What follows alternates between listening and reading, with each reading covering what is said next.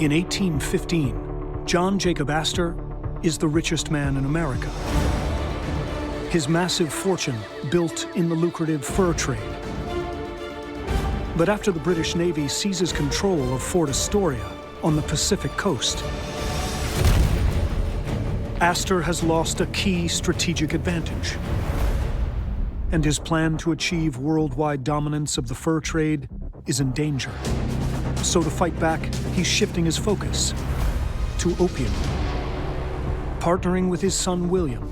Do you have what you need for the port officials and the pirates? Yes, Father, though it is an outrageous sum. To pivot into the illegal, but even more lucrative, drug trade. Whatever we have to pay, it's not as outrageous as how much we'll make.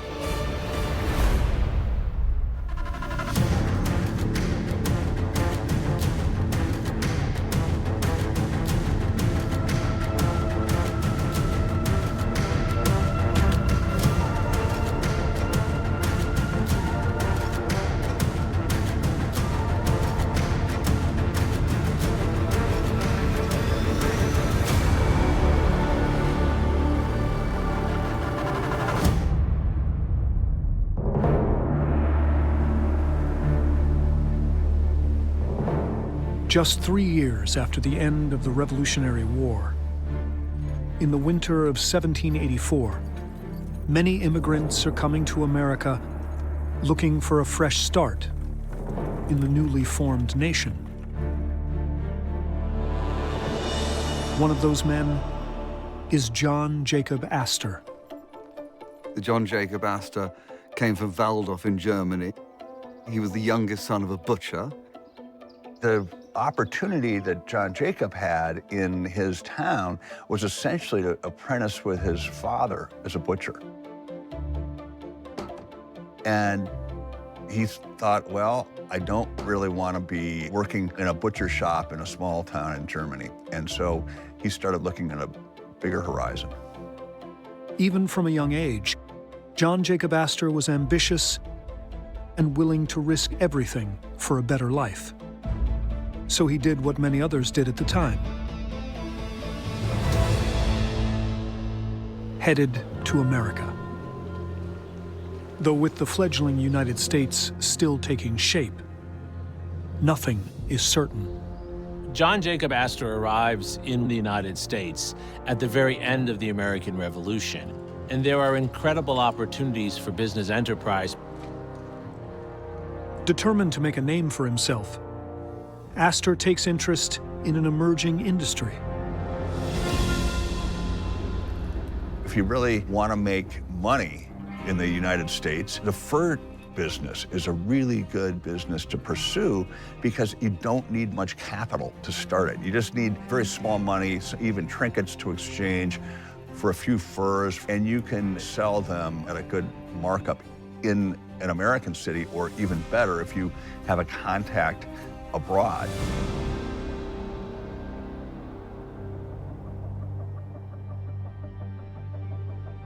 Aster decides to go all in on the fur trade.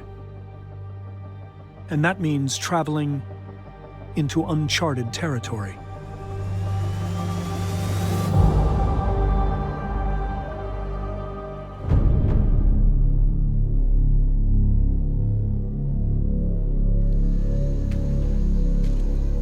After saving up enough money to purchase supplies and provisions, he quickly learns the dangers of the wilderness.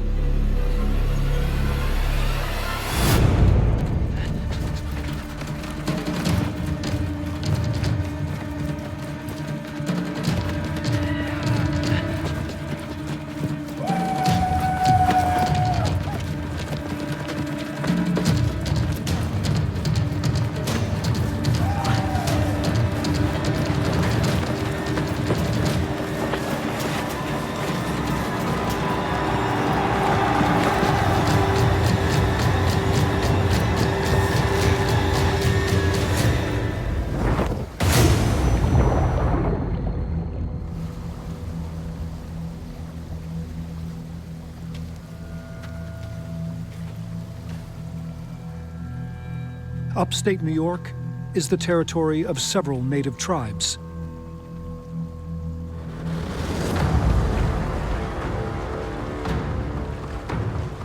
and conflicts with European settlers are common. Aster refuses to give up. There's no doubt the ability to tolerate risk or to take big risk was imperative. And often they lost, and sometimes they lost and were able to come back. And that's still a key that you see throughout the years. It was make it or break it.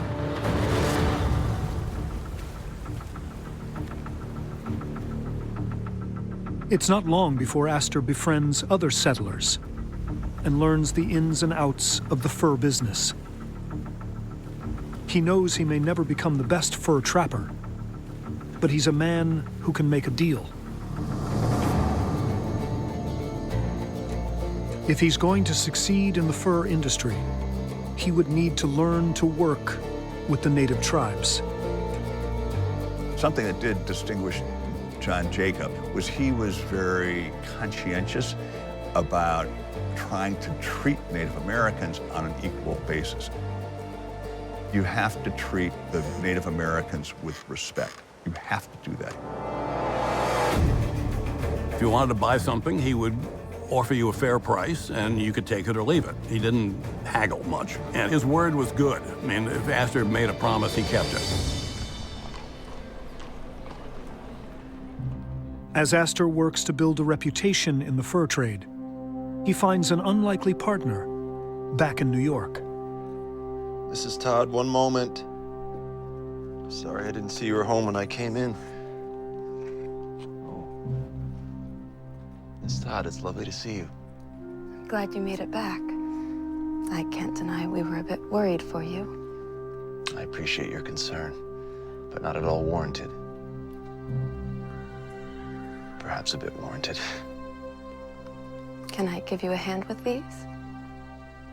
Yeah. Do you know much about the fur trade, Sarah? Not much, but I know a good pelt from a bad.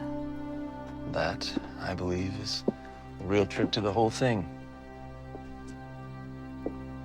John Jacob falls in love with his landlord's daughter, Sarah Todd, forging the most important partnership of his life, both personally and professionally.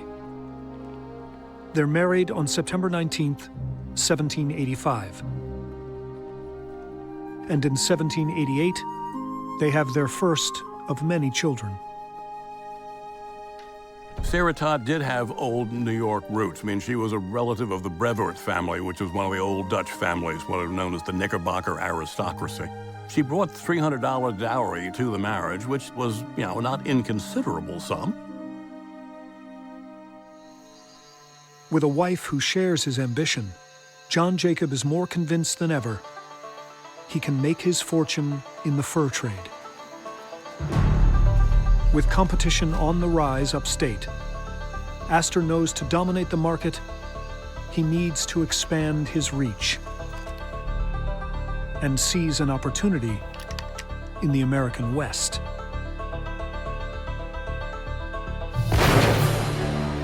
He's one of the most vivid American icons, these very independent wilderness guys who are willing to risk everything and sacrifice everything. John Jacob would go out to these very remote areas and buy furs from either Native Americans, from frontier hunters. The farther out he went, the better the price, essentially. When he first went upstate, he was carrying 60-pound packs and buying furs individually. And pretty soon, he, in effect, wholesaled the business by getting the trappers, who mostly were French-Canadian, to come to a central spot, and he could buy them all at once.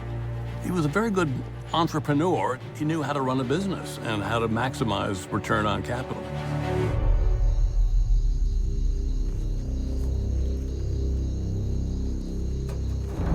John Jacob Astor travels for months at a time,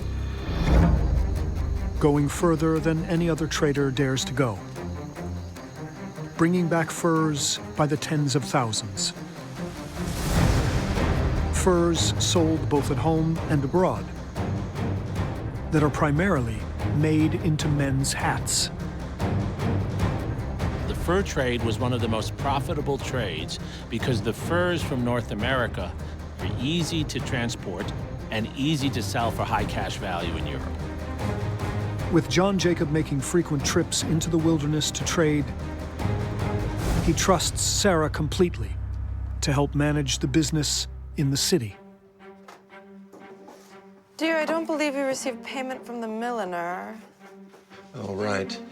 I'll have to stop by this afternoon. Well, there's an order here for 4 dozen beaver pelts, but we just shipped out nearly the last of our supply. That's no good. I'll have to head north tomorrow then. Oh, I have that meeting. Oh, Mr. Livingston is a perpetual waste of the brief time we have on Earth. Yes, he is. But he's a well-connected waste of time.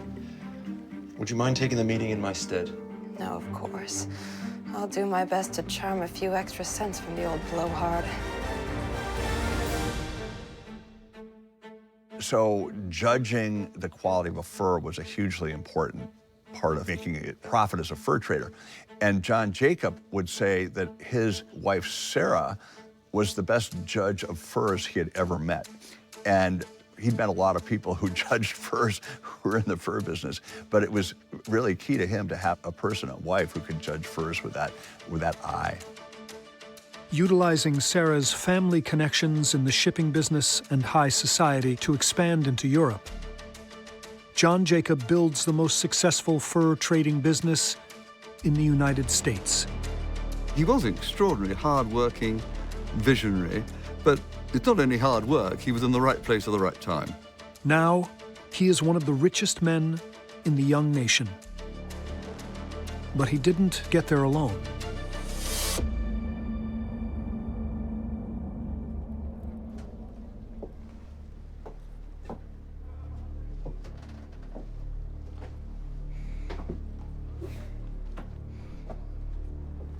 What's the matter?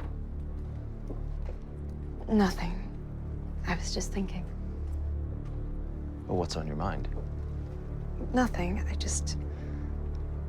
No. Oh, come on. Out with it. Well, business is good, right? Yes, of course. Why? Well, then, I think it's time I receive a salary.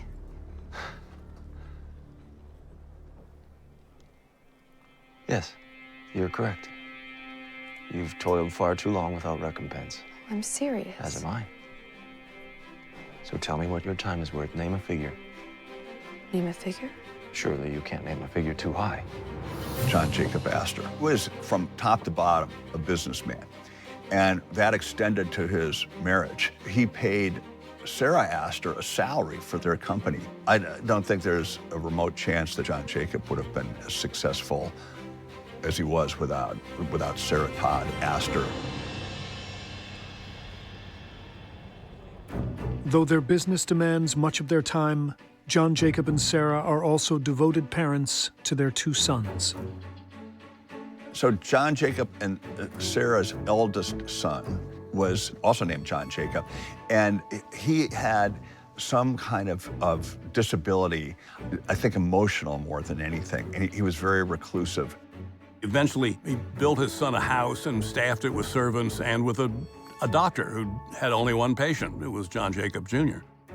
While he makes sure his firstborn son is provided for, John Jacob's hopes for an heir fall on his second son, William Backhouse Aster. But William is more interested in books than the business, and goes abroad to study. The second son, William Backhouse Aster, was in Europe studying the arts. He was always more intellectual, more inward-looking, more interested in the arts and culture.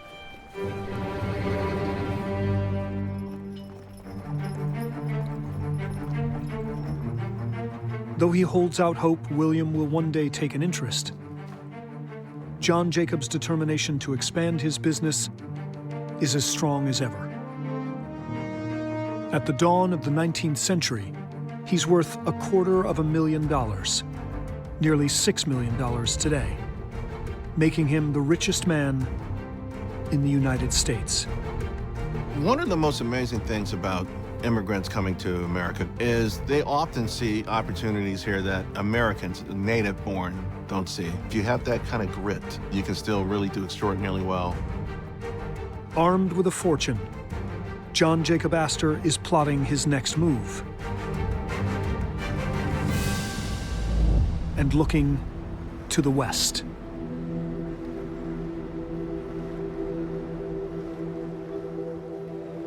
In the fall of 1805, after traveling more than 4,000 miles, two explorers have charted a way across the continent clear to the Pacific Ocean. Their names are Meriwether Lewis and William Clark. Lewis and Clark came back in 1806 and reported to Thomas Jefferson that there is a tremendous opportunity to establish a commercial outpost on the Pacific coast, especially around the mouth of the Columbia River.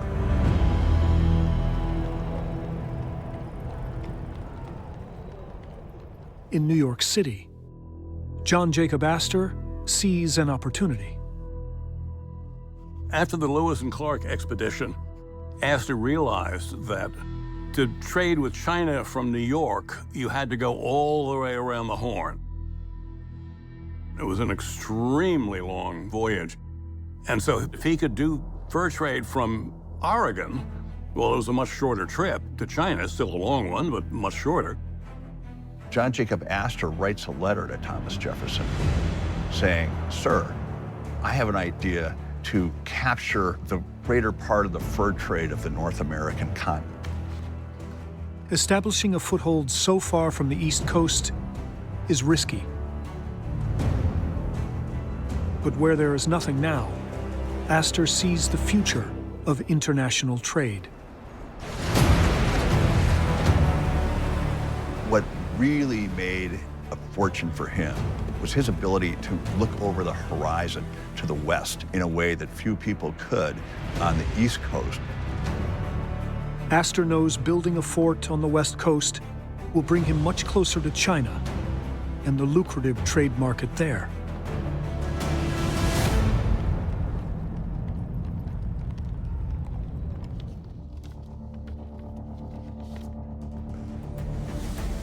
So, with special permission from President Jefferson, John Jacob sends his men on a mission to the other side of the continent.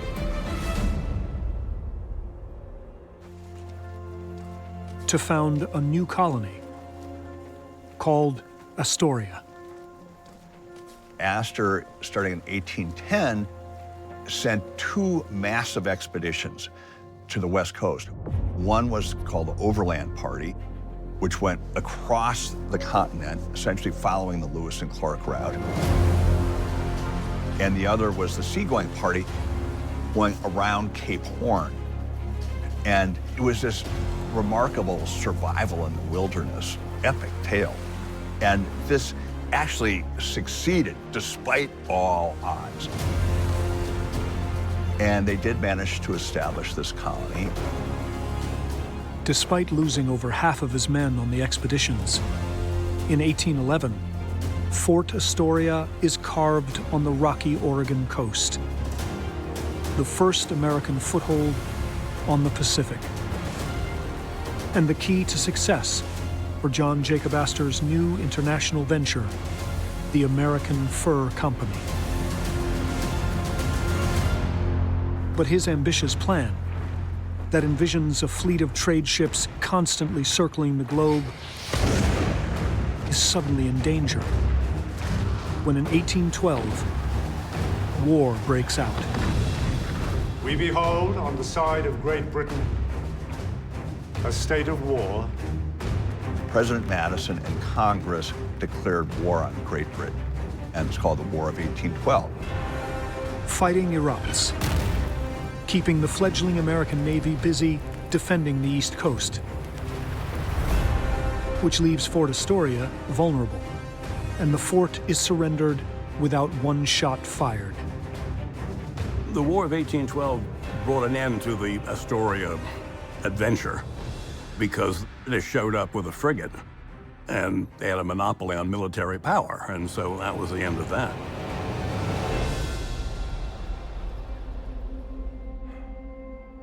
It's a huge setback for Aster, who realizes he needs to realign his business and that he can't do it alone.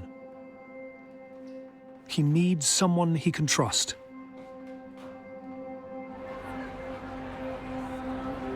And when the war ends 3 years later, John Jacob Astor sends for his son. William, welcome home. Hello, Father. How were your travels? Very fine, thank you. William Backhouse Astor wasn't the genius that his father was. He would never have created the fortune, but he was a very scholarly person. He would have been perfectly happy to have spent his life investigating classic literature. I'm sure you're wondering why I requested you home with such haste. I am. I've discovered a business opportunity I intend to seize. Now, this will take a great deal of care and attention to detail, as this opportunity has some very peculiar sensitivities. Sensitivities? Are you aware of what opium is? Having lost Fort Astoria to the British, Astor puts his knowledge of the Chinese marketplace to use. While still maintaining his fur monopoly in the United States, he targets the monopoly the United Kingdom has on the Chinese opium trade. The common concept about John Jacob Astor is that he made all this money in beaver skins. The truth is, he made most of his money in the illegal opium trade with China. Although declared illegal by the Chinese government, European and American ships are still able to arrive in the Chinese ports with their holds filled with opium. One of the key elements of European imperialism in China was the sale of opium. And the Chinese population was buying opium in very, very large quantity. Back in New York, William embraces his role in the family business. But running a smuggling operation is no simple task. This isn't from India. The British have made that impossible. It's Turkish, produced by the banks of the Euphrates. Do you have what you need for the port officials and the pirates? Yes, Father, though it is an outrageous sum. Well, whatever we have to pay, it's not as outrageous as how much we'll make. John Jacob Astor renames his business John Jacob Astor and Son. And together they quickly grow one of the biggest American opium operations. In their first year, they purchase 10 tons of opium from the Ottoman Empire and ship it to China aboard his American Fur Company ships. Soon, John Jacob Astor and his son have deeply cut into the British bottom line, breaking their monopoly in China. And, in his own way, getting his revenge on the British for capturing Fort Astoria. It's in many ways the first drug war. And John Jacob Astor was a drug dealer. He used his access to opium from Turkey and elsewhere to break the Chinese law and sell his opium to eager Chinese consumers for profit.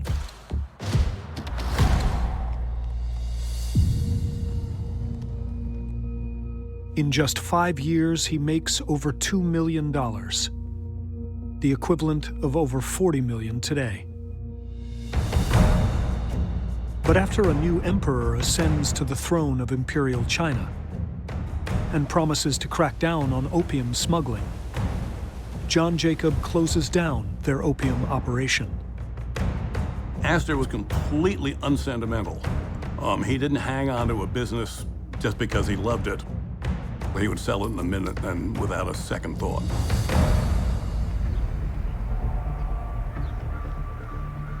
Having pulled out of the opium trade, John Jacob Astor, now armed with a massive fortune, is looking for a new opportunity.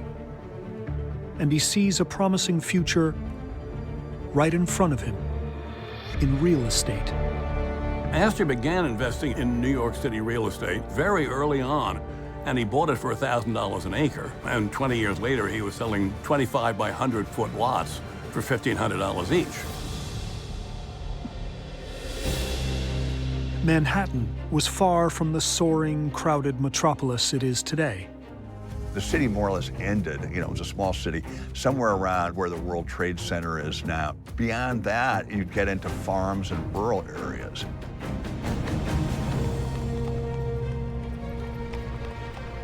Having dedicated himself to the family business, William Backhouse Astor is desperate to prove himself. Well, William became essentially his father's clerk, but a super clerk. He was a much better aide-de-camp than he would have been a general. While his father is buying up property in the heart of the city, William has the idea to buy land where there is nothing. His idea was, instead of buying real estate in the city itself, buy it north of the city, wait for the city to grow up to it, and then sell it for much more than he had paid for it. Unlike the development of many cities, Manhattan was planned in detail. Well, the city developed what's known as the grid plan. The avenues that run north and south and the streets that run east and west. William Backhouse makes the case for his plan to his father. You wanted to see me? Yes, Father. I was hoping I'd be able to I only speak. have a moment. I have to go to a meeting, but it's fine. What is it? Go on. The Commission's development plan. They've decided they're going to split up the city into these unified blocks from east to west, north to south, running the span of the entire island. But most importantly, they'll be laying the plumbing. What about the folks with farmhouses and barns in the way of the grid?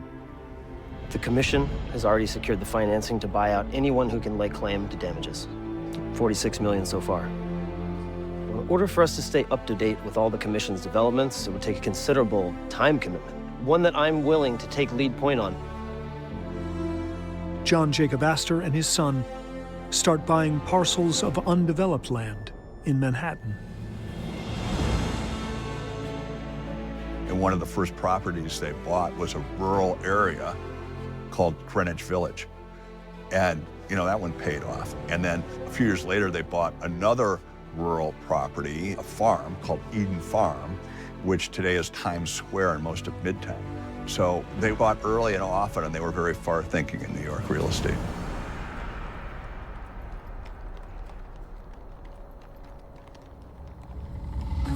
As the years go by, John Jacob Astor invests millions into the development of New York City. By the age of 65, he owns more of Manhattan than anyone else. Given his success in real estate, Astor decides it's time to get out of the fur business. In 1834, John Jacob Astor sells the American Fur Company for over $10 million, the equivalent of over $350 million today. Aster got out of the fur business when beaver hats went out of fashion and silk hats came in. And he had by far the largest fur company in the United States, and he sold it without a second thought, even though he'd been in that business for over 40 years at that point. He takes the money from his fur company and reinvests it all into more real estate.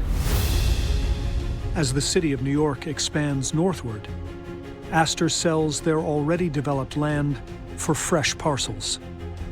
Manhattan is a long, skinny island, and it could only grow north. And that's actually the terms uptown and downtown were coined in New York, because those are the only two things you could have.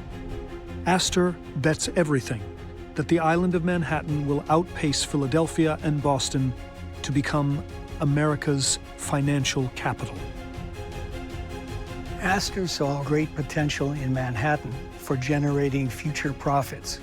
It was an island. The only direction to go was north.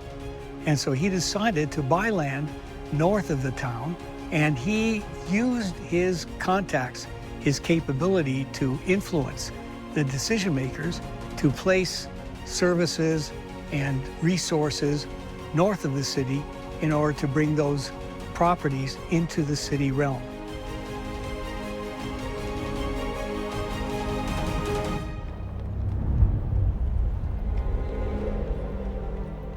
But John Jacob Astor's investment in the development of New York City is one he won't live to see fully pay off. On his deathbed, somebody asked Aster if he had any regrets, and he's supposed to have said, "My only regret is not having bought all of Manhattan." At 84 years old, and just 6 years after his beloved wife Sarah, John Jacob Astor dies the richest man in America, and he leaves an even richer legacy. I compare John Jacob in his era was something of the equivalent of what, say, Bill Gates or Steve Jobs has been to a more modern era. He died in 1848. He was worth around $20 million, but $20 million was simply an inconceivable sum. It is the equivalent of, Jeff Bezos today. He was so much richer than anybody else, there was no comparison. After his father's death, with his older brother living under the care of nurses due to his mental condition, William Backhouse Aster, now 55, inherits everything, becoming in an instant the richest man in America. Unlike some men who inherit tremendous wealth, William Backhouse isn't interested in retiring and living the good life. He doubles down on real estate in Manhattan, personally managing over 700 properties. And the timing couldn't be better. As New York City's population has exploded, more than doubling in the wake of the Industrial Revolution.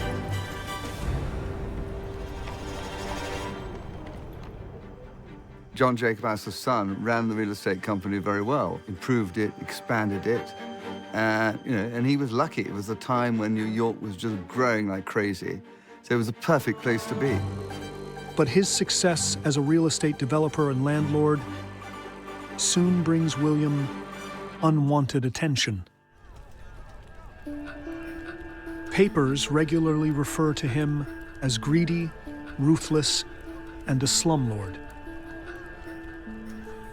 He owned acres of packed tenements. These were called Aster flats. 3 million people were living there in 5-story tenements, 100 people sharing 3 to 4 privies. These were like outhouses and 1 water spigot. They were hotbeds of disease and violence. They were a scandal.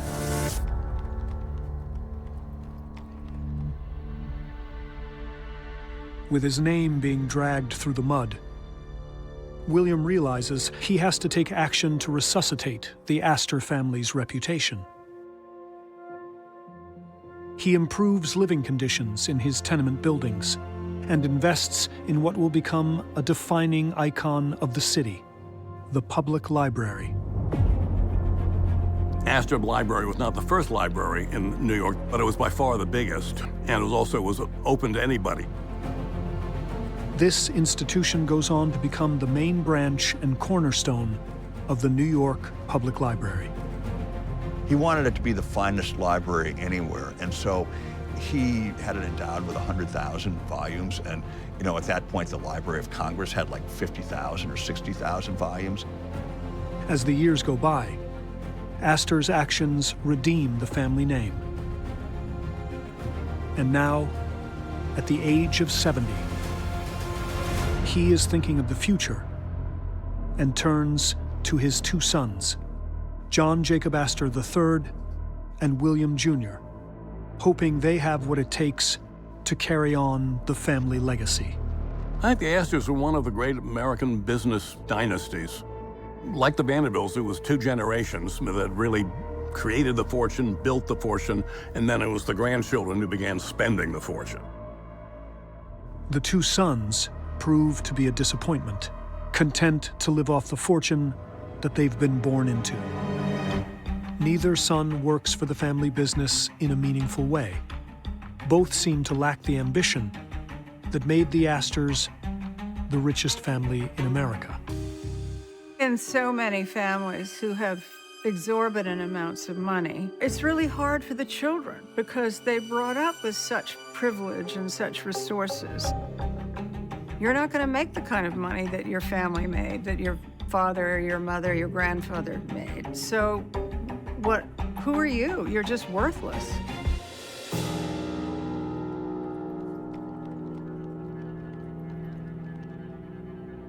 While his sons struggle to find their footing, William Backhouse Astor Sr.'s health is failing. And on November 24, 1875, he dies at the age of 83. Estimated to have over $100 million to his name. William Backhouse Astor is remembered today as having been a great steward of his father's fortune, which enormously increased in his lifetime because New York was growing so fast, so prices of real estate were just soaring.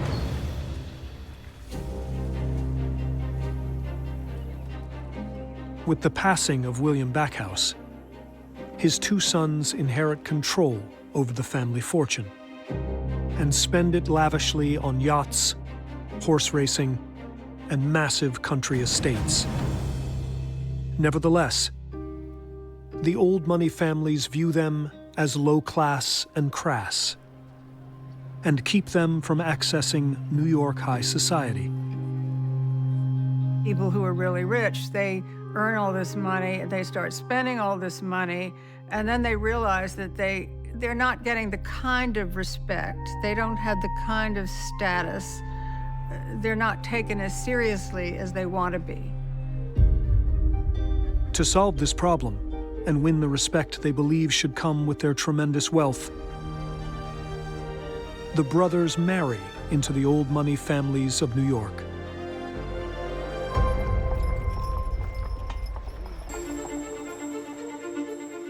William Jr.'s wife, Caroline Schermerhorn, is a woman with an impeccable pedigree. She was born in 1830.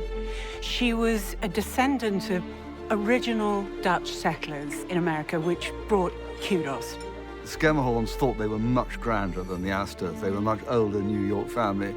They rather looked down on the Astors, but however, they succumbed to the money that often happens in these situations. Caroline doesn't waste a moment. She immediately makes it clear she's the driving force for this generation of Astors. Caroline Schermerhorn Astor became the quintessential grande dame. There were several people who were Mrs. Astor, but she was the Mrs. Astor. And Caroline has a plan to make the Astors American royalty. As a woman, there were huge limitations on what you could actually do with your time. Your entire focus was on navigating society. And that's why the early books by women are about exactly that, because that was the entire world.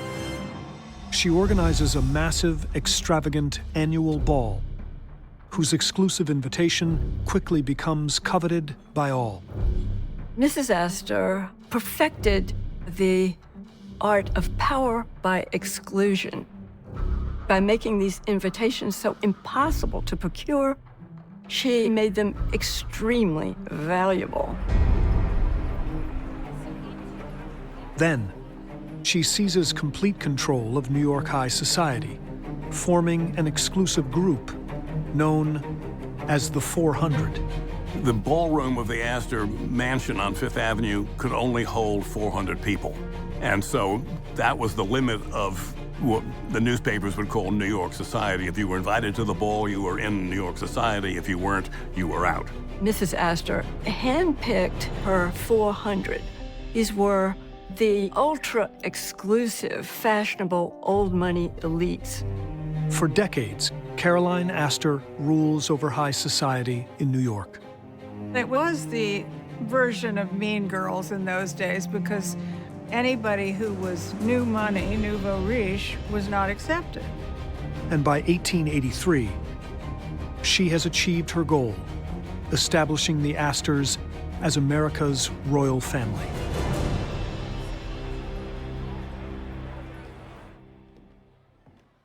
Now, in her later years, Caroline wants her son Jack to inherit her role as the head of the family.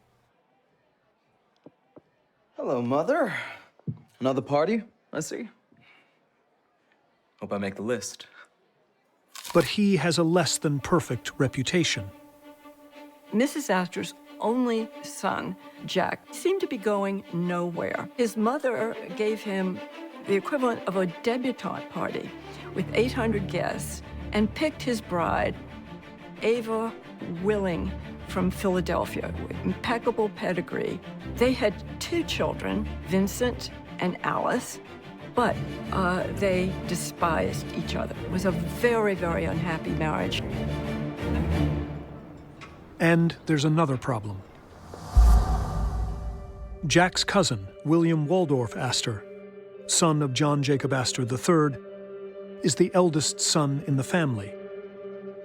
His name, Waldorf, is a reference to the Astors' native city in Germany. But Caroline and Jack don't believe he has what it takes, and they plan to run their half of the company how they see fit. It's not up to you. You've got your share of the inheritance. Just leave it at that. Yeah, I'm not just gonna leave it at that. Well,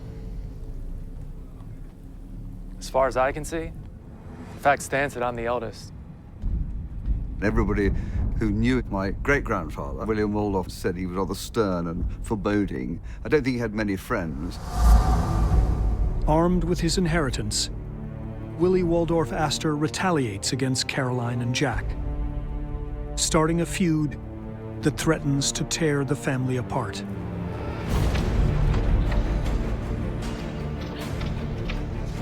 In revenge, William Waldorf Astor tore down his house next to Mrs. Astor and built the Waldorf Hotel. The Waldorf is an immediate success, both as a bustling hotel and because Mrs. Astor can't stand the constant coming and going of the lower classes. The Waldorf was 14 stories high and right in front of Mrs. Astor's home. And the dust, the traffic was intolerable. And she was forced then to leave her home after 40 years. While Caroline Astor retreats uptown, Jack isn't willing to quietly step aside.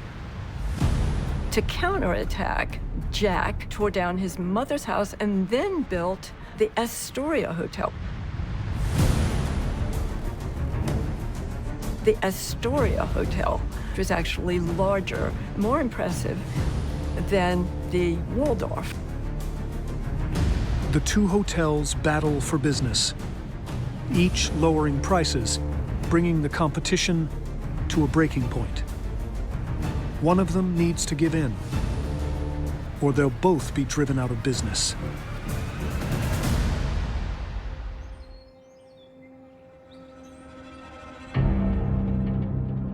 But Willie Waldorf resents his cousin's popularity and status and refuses to work with him.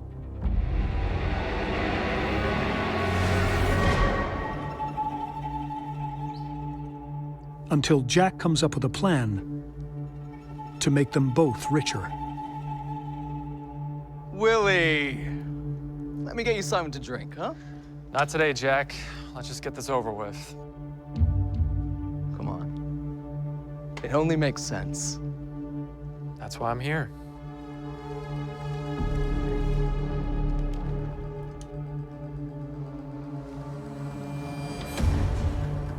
The Waldorf Astoria has a lovely ring to it. Sounds prestigious. Oh, and look, your name right at the front. Fancy that.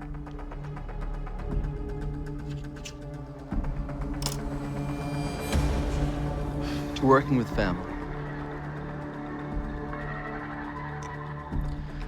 Good day, cousin. The two of them, John Jacob Astor and William Waldorf, They were rivals, but they ended up working together, and of course it became the Waldorf Astoria. The family agrees to merge the two hotels into a new business venture, the Waldorf Astoria. The buildings are connected at the ground level with a long corridor. With over 1,300 rooms, it is the largest hotel in the world, hosting guests such as John D. Rockefeller and King Edward and Queen Alexandra of England.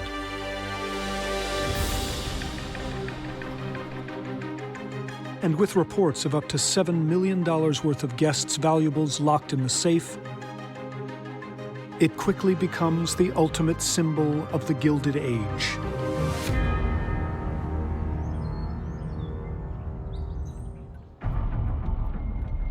With the success of the Waldorf Astoria, Jack realizes that luxury hospitality might be the key to maintaining the family fortune. In the coming years, he's determined to create the most famous and opulent hotels in all of New York. Jack was a considerable hotel builder. You know, the Aster family had owned what became Times Square since John Jacob I's day, when it was deep in the countryside. But by the 20th century, it was becoming the center of the theater district, and he built the Knickerbocker Hotel. Jack Astor also built the St. Regis Hotel, which was a masterpiece of European opulence and American technology, the likes of which had never been seen before. While Jack makes his name and a fortune building new hotels, Willie Waldorf can't find the same success and retreats to England. The first Viscount Astor, William Waldorf, my great-grandfather, fell in love with Europe. And rather than go back to America, he moved to England just before the turn of the century. While William settles in England, back in the United States, the time and effort dedicated to his work building the family fortune takes a toll on Jack's personal life. In 1908, Jack divorced Ava. Jack Astor married a much younger woman, Madeline Force was her name, and she was what today we'd call a trophy wife. He shocked society. She's 30 years his junior. No one would marry him.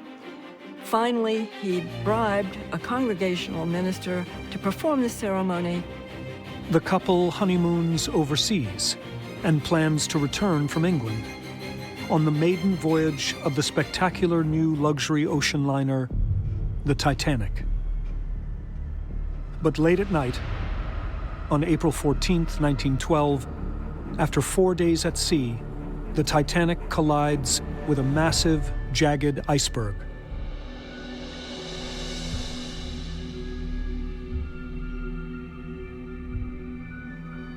Although this new wife, Madeline, survives aboard a lifeboat, Jack Astor, along with 1,500 others, perishes beneath the waves. Jack's death thrusts his firstborn son, Vincent, into the spotlight, with the fate of the family suddenly in his hands. A 20-year-old student at Harvard, and Jack's only son from his first marriage, Vincent suddenly inherits the bulk of the Astor fortune in the United States. Vincent Astor was only 20 when he inherited a staggering amount of money when his father went down on the Titanic. And he was unique in the Astor family because he was the first Astor with a social conscience. I remember him, when I was quite young, and he was rather stern, slightly frightening.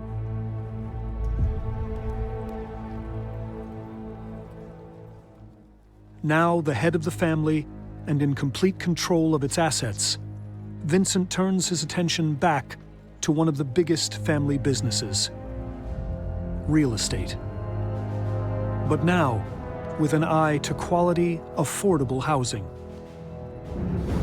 He bought up huge swaths of the tenements in New York at half the price and rebuilt very inhabitable buildings for the working poor and did much to improve the Upper East Side. He built something which he laughed about called Poverty Row on 88th Street, actually for young artists and professionals. They were actually very nice.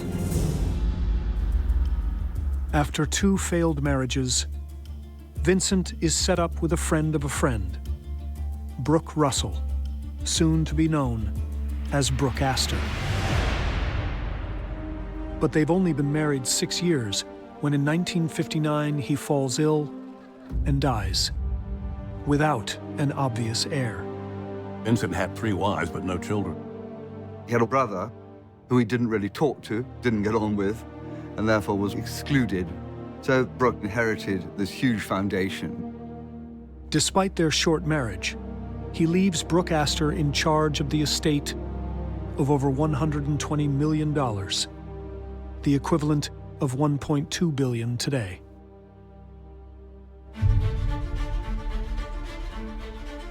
With full control of the fortune, she commits the rest of her life to philanthropy. Brooke Astor, my great-aunt, enjoyed being the grande dame of New York. She enjoyed having the foundation to give away lots of money, but she did it very well. Brooke Astor was very well regarded because one thing, she was so philanthropic, and also she was just good company. She once said, "Money is like manure. It should be spread around." She gave money to things that were not obviously popular in New York or smart, you know, whether it's the Bronx Zoo or things in Queens or Harlem. Brooke Astor would go on to meet presidents and become a beloved icon of New York City. And I think I live fairly well, but I don't live ostentatiously. It isn't my desire. Brooke Astor, in the second half of her life, became New York's most important and prominent philanthropist. It became her career. I mean, she became famous for, you know, not just writing a check, but actually doing good works. I mean, she really famously cared about helping people who needed help. Those are the most important things. Perhaps her most iconic contribution is the renovation of the New York Public Library.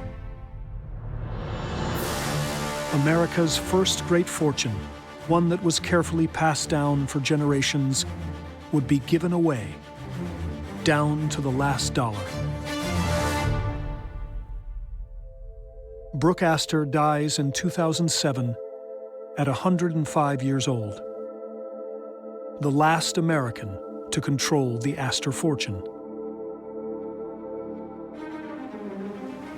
The Astor's legacy captures the American spirit.